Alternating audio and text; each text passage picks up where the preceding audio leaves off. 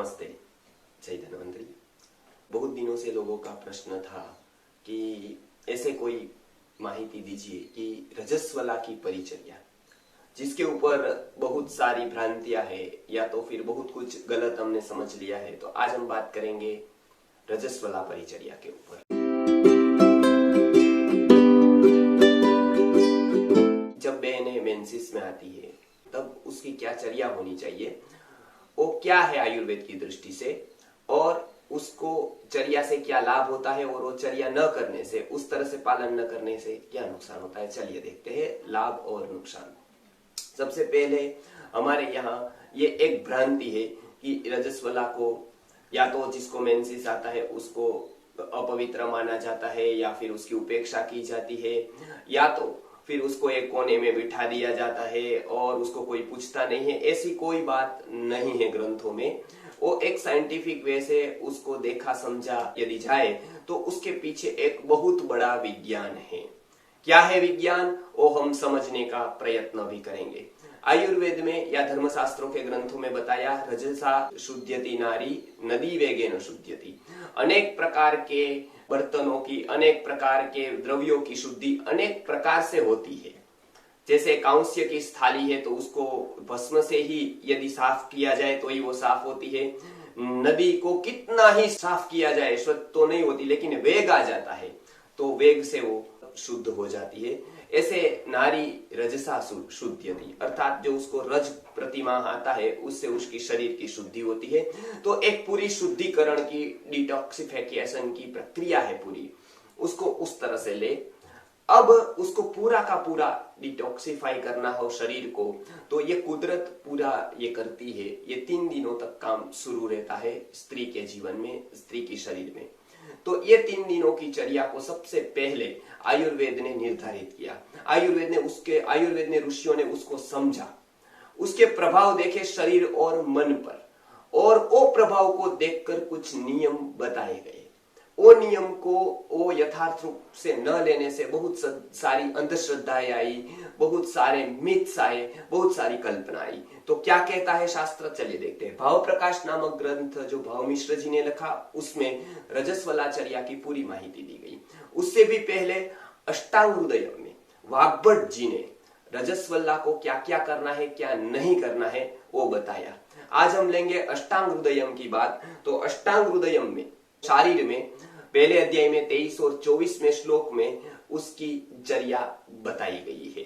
तो क्या क्या उसको करना है, क्या नहीं करना है, वो पूरा वहां पर अष्टांग हृदयम में वाग्भट जी ने बताया है।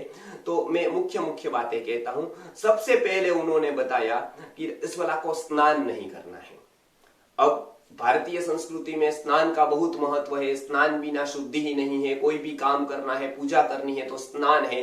रोज उठकर स्नान करने के बाद ही सारा क्रियाकलाप शुरू होता है। उस समय वो बता रहे हैं कि रजस्वला को स्नान नहीं करना है। तो उसके पीछे कुछ ना कुछ साइंस रहा ही होगा। तो पूर्वजवर्य ने खोजबीन की, उसके ऊपर सोचा शरीर की प्रक्रियाएं, शारीर स्थान, उसके बाद सूत्र स्थान, निदान स्थान इत्यादि स्थानों का अध्ययन करने के बाद, स्त्री रोगों का अध्ययन करने के बाद, स्त्री के शरीर की टेंडेंसी को ध्यान में रखते हुए ये समझ में आया। तो जैसा बुखार के समय होता है ठीक वैसा ही उस समय होता है। अंदर की गर्मी बाहर निकलती है।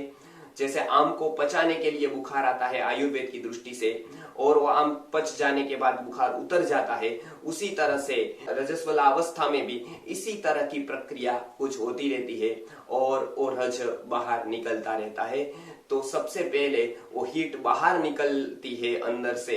बुखार में जैसे अंदर से बाहर हीट निकलती है, स्नान कर लेते हैं हम लोग तो पसीना निकलना बंद हो जाता है, तो बुखार निकलता नहीं है, अभिव्यक्त नहीं हो पाता है, दब जाता है, और बुखार दबने से अनेक प्रकार के रोग जन्म लेते हैं। इसलिए बुखार में स्नान नहीं करना है। उसी तरह से रजस्वला अवस्था में भी यही प्रोसेस होती है। यदि आपने स्नान किया, किसी स्त्री ने स्नान किया रजस्वला अवस्था में, तो अंदर से पूरी की पूरी सफाई नहीं होगी तो अनेक रोग उसके बाद उसको होंगे, जो कोई डॉक्टर नहीं बता पाएगा कि ये किस तरह से हो रहे हैं। लेकिन अंदर हीट रह जाने से उसको पूरी की पूरी स्वस्थता महसूस नहीं होगी, पूरा स्वास्थ्य नहीं महसूस होगा, पूरे का पूरा हल्कापन शरीर में नहीं आएगा, क्योंकि कुछ ना कुछ रह गया है। तो ये भ्रांति है। बहुत सारे संप्रदायों ने भी इस तरह से पालन करवा कर ये भ्रांति डाली है। तो हम ये इससे मुक्त हो, इसलिए ये जो है कि आयुर्वेद में बताया है उस 3 दिन तक न पूजा करनी है न कुछ दूसरा करना है, क्योंकि आयुर्वेद के महर्षियों को पता था ये पूजा पाठ के बहाने भी स्नान कर लेंगे और बहुत सारी हानियां कर बैठेंगे। तो इसलिए 3 दिनों तक पूजा अर्चना इत्यादि सब कुछ छोड़कर केवल ध्यान और जप इत्यादि कुछ करना है तो कर सकते हैं, लेकिन स्नान तो अवश्य ही न करें, क्योंकि स्नान से बहुत हानि हो सकती है।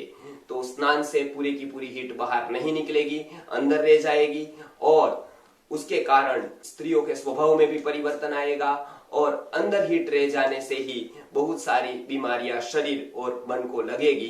तो ये पहला नियम सबसे पहला याद रखें। रजस्वला अवस्था में 2 दिन या 3 दिन, खास करके यदि रजस्वला 3 दिन तक रहती है तो 3 दिन तक स्नान न करे, केवल शरीर को पोंछ दे, गीले कपड़े से पोंछ सकते हैं और फिर ऐसी शुद्धि कर ले।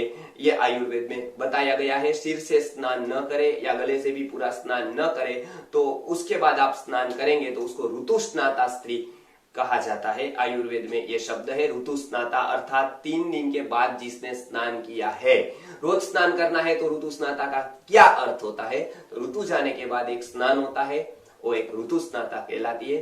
तो उस समय यदि वो स्नान होता है 3 दिन बाद, तो पूरे शरीर की गंदगी निकल जाती है, अंदर से कंफर्ट फील होता है, और ऐसे बहुत सारी बहनों के रोग मिट गए हैं, बहुत सारे कष्ट साध्य रोग भी मिट गए हैं इस अवस्था में जो लिखा है उसका पालन करने से। तो ये वाग्भट जी का बहुत बड़ा विज्ञान है, और आगे भी हम इसके बारे में बताते जाएंगे। तो अभी हमने बताया कि स्नान न करे, और क्या न करे आगे देखेंगे। नमस्कार।